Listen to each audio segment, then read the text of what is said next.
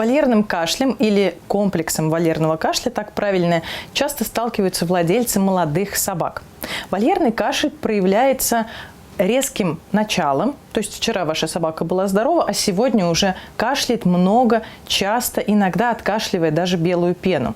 Редко вольерный кашель приводит к серьезным осложнениям, однако он может быть вызван несколькими возбудителями, в том числе вирусными. Если ваш пес не привит, у него может быть комплекс вольерного кашля, связанный с аденовирусной инфекцией, то есть респираторным вирусом, который поражает трахею и бронхи. Если ваш пес привит, то, возможно, он, как называется, подцепил бордетеллу. Это бактериальная инфекция. Она не очень опасна, если в целом ваш щенок здоров, но также может проявляться несколькими днями изнуряющего кашля.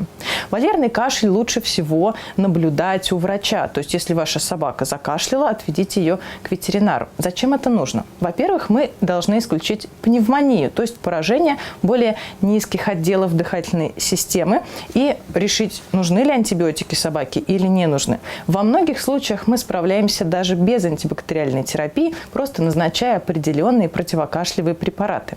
Но я прошу не заниматься самолечением, поскольку доза антибиотиков и противокашлевых препаратов, а также выбор лекарств зачастую отличается при кашле у собак от кашля у людей и даже детей. Поэтому не старайтесь экстраполировать из своего опыта лечения кашля на свою собаку, лучше отведите ее к врачу. Вольерный кашель действительно очень заразен.